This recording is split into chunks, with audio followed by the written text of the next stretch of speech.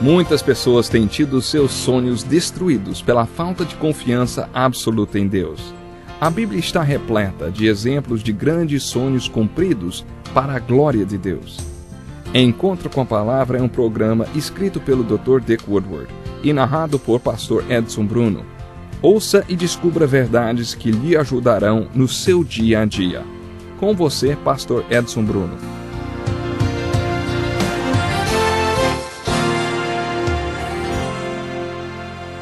É muito bom estarmos aqui para mais um encontro com a Palavra. Seja bem-vindo. Essa aula faz parte do curso de estudo de todos os livros da Bíblia. Na aula de hoje estudaremos o Evangelho de Mateus.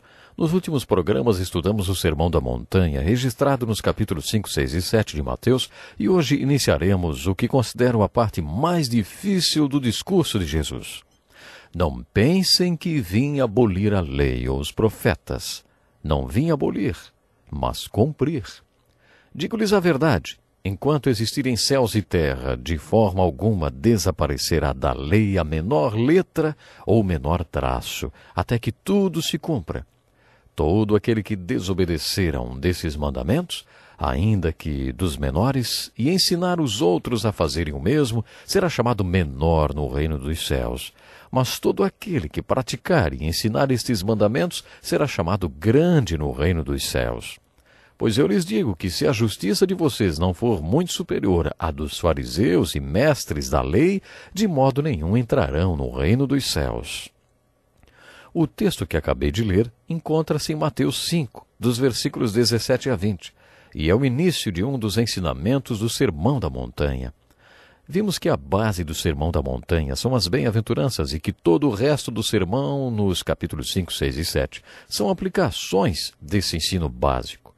Nessa passagem que vocês ouviram, Jesus está dizendo duas coisas. A primeira nos fala sobre os seus discípulos que devem ser a solução e a resposta de Jesus na terra. Jesus está dizendo que seus discípulos devem ser justos e que se eles entenderem o que ele estava ensinando naquele monte, a justiça dos discípulos excederia a dos escribas, dos fariseus e dos professores da lei.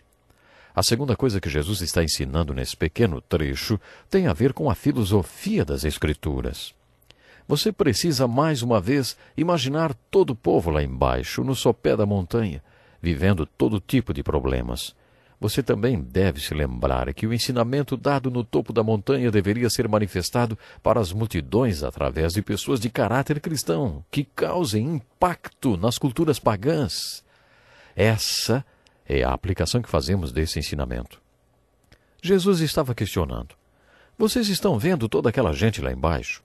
Vocês só conseguirão ser a solução para os problemas delas e a resposta para as suas dúvidas se tiverem uma vida de retidão e justiça. Por isso vocês devem viver corretamente, para poderem ser minha solução e uma das minhas respostas. Além disso, ele também estava dizendo: tenho minha própria filosofia a respeito da lei de Deus. Quando Jesus se referia à lei de Deus, ele queria dizer as Escrituras. Naquela época, ainda não havia o Novo Testamento, por isso Jesus estava se referindo à lei e aos profetas, ou à lei de Deus, que hoje chamamos de Velho Testamento. O que Jesus estava dizendo aos seus discípulos era algo mais ou menos assim, quando vocês descerem até aquela multidão para ser parte da minha solução e da minha resposta para eles, terão que conhecer a lei e os profetas, ou a lei de Deus. Vocês terão que saber como usar a lei de Deus. Nessa parte do Sermão da Montanha, Jesus usa várias vezes a frase: vocês ouviram o que foi dito, mas eu lhes digo. Muitas pessoas acham que Jesus queria ser melhor do que Moisés, e que era como se ele estivesse dizendo: Moisés ensinou isso, mas agora eu vou dizer como a coisa realmente é. Essas pessoas acham que o que Jesus disse contradiz Moisés, e por isso até questionam a validade de se ler o Velho Testamento, já que para eles Jesus o tornou obsoleto. Lendo atentamente o capítulo 5 de Mateus, concluímos que Jesus não invalidou o Velho Testamento. O que Jesus deixou claro no Sermão da Montanha é que tudo o que ele ensinou se encaixa na palavra de Deus, mas não se encaixa nos ensinamentos e tradições dos escribas e fariseus. Antes da reforma da igreja, para ler a Bíblia, Era necessário entender hebraico, grego e latim, porque durante 1000 anos a Bíblia foi publicada apenas nestas línguas. Entre os anos de 1522 e 1534, Martim Lutero traduziu a Bíblia para o alemão e com isso pessoas comuns como o sapateiro, o encanador, o carpinteiro, qualquer pessoa a quem chamaríamos de leiga pôde ler a Bíblia. A igreja achou que seria muito perturbador permitir que leigos lessem e interpretassem a Bíblia sozinhos. A igreja queria interpretar a Bíblia para o homem leigo. Quando Lutero traduziu a Bíblia para o alemão, acabou fortalecendo a reforma da igreja na Europa. 200 anos antes de Lutero, Wycliffe tinha traduzido a Bíblia para o inglês. Para vocês terem uma ideia de como a igreja se sentiu com esse trabalho de Wycliffe, depois da morte dele, eles exumaram seus ossos e os queimaram. Seguiram-se muitos outros tradutores da Bíblia para línguas comuns. Esse acesso que o homem comum teve às Escrituras levou à reforma. Centenas e milhares de pessoas juntaram-se à reforma e foram chamadas de protestantes. Essa palavra quer dizer manifestar-se contra e protestar. Os protestantes manifestaram-se contra os ensinos da Igreja Católica que, na opinião deles, não eram baseados nas Escrituras. O contexto em que Jesus deu esse ensinamento de Mateus capítulo 5 era semelhante ao contexto em que o povo de Deus viveu no período anterior à Reforma. Poderíamos dividir o capítulo 5 de Mateus em 6 parágrafos. No primeiro, Jesus disse: "Vocês ouviram o que foi dito, mas eu lhes digo." Na maioria das vezes que Jesus disse isso, ele não estava citando Moisés, mas ensinos dos escribas e fariseus, segundo a interpretação que eles faziam de Moisés. E Jesus não concordava com a interpretação deles. Jesus estava confrontando a religião dos fariseus, dizendo: essa é a interpretação que eles fazem de Moisés, mas eu faço a seguinte interpretação, e essa é a interpretação que Deus faz. Se analisarmos a diferença entre a interpretação que Jesus fez de Moisés e a que os religiosos fizeram, concluiremos que essa diferença é que Jesus ensinava a lei de Deus pelo prisma do amor de Deus. Só então ele a aplica à vida do povo. Parafraseando, o que Jesus estava dizendo aos seus discípulos era: Senhores, olhem lá para baixo. Estão vendo toda aquela gente? Eles têm muitos problemas. Sabem por quê? Porque são como ovelhas sem pastor que não sabem distinguir a mão direita da esquerda. E sabem por quê? Porque não conhecem a palavra de Deus. Antes de descer até eles, vocês precisam conhecer a palavra de Deus e só depois lhes ensinar.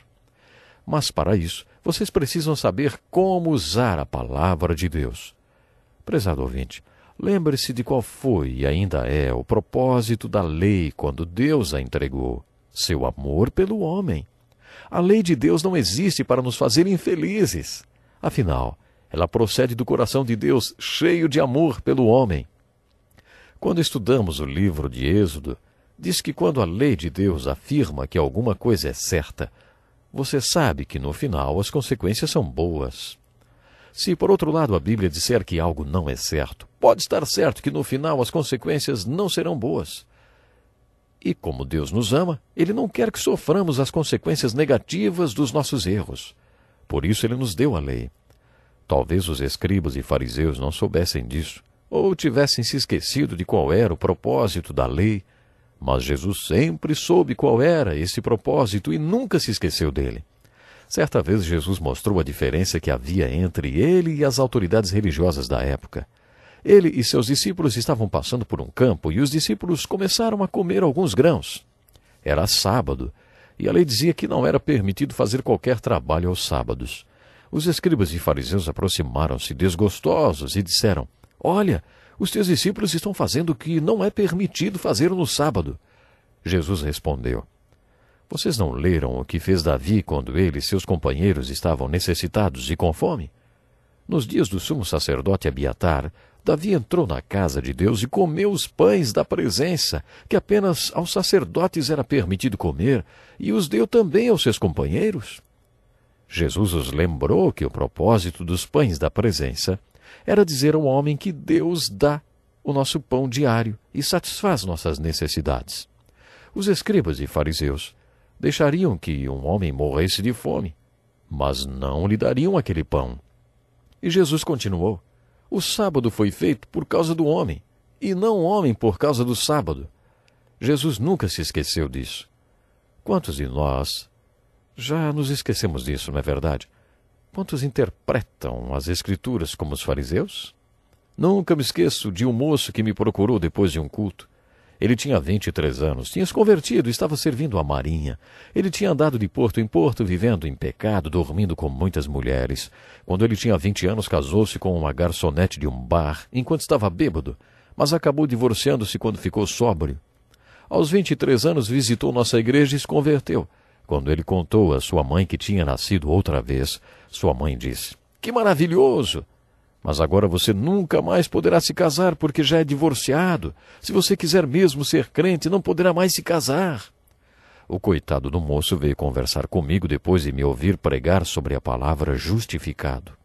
Aprendemos no livro de Romanos que justificado significa o mesmo de nunca ter cometido pecado. Nesse sermão eu disse que nossa vida é como uma fita cassete e que quando cremos na morte de Cristo para nos salvar, Deus apaga os pecados da nossa vida. Quando há pecado, Deus corta o pecado fora da nossa vida. Através da justificação, e quando Ele toca outra vez a fita da nossa vida, aí não aparece pecado algum, tudo foi apagado. Quando esse jovem me procurou, achava que estava perdido. Ouvi o senhor falar que é como se eu nunca tivesse pecado, mas aquelas mulheres com quem dormi, Deus vai ter que cortar a minha vida toda. Minha mãe falou que, a não ser que eu volte para aquela mulher com quem me casei, quero dizer, com que assinei o contrato de casamento, eu não poderei mais me casar com ninguém. Então eu vou ficar só para o resto da vida? Como eu faço, pastor? O que será que a Bíblia tem a dizer a respeito dessa situação? Deus queria que aquele jovem tivesse um lar cristão feliz. Será que agora essas mesmas leis seriam usadas para dizer que ele nunca mais poderia se casar nem ter um lar? Era isso que os escribas e fariseus faziam. Eles se esqueceram que a lei surgiu do amor de Deus e passaram a usá-la de maneira legalista. Às vezes a Bíblia é usada para acabar com o povo. Foi isso que Paulo quis dizer quando afirmou: a letra da lei mata. Aquele jovem que eu estava falando, ele foi justificado. A velha vida dele tinha sido apagada completamente. Ele estava livre daquele velho pecado. Eu tenho que encerrar agora. Lembre-se, não seja prisioneiro da letra da lei. Faça a escolha certa, siga Jesus. Até o próximo programa.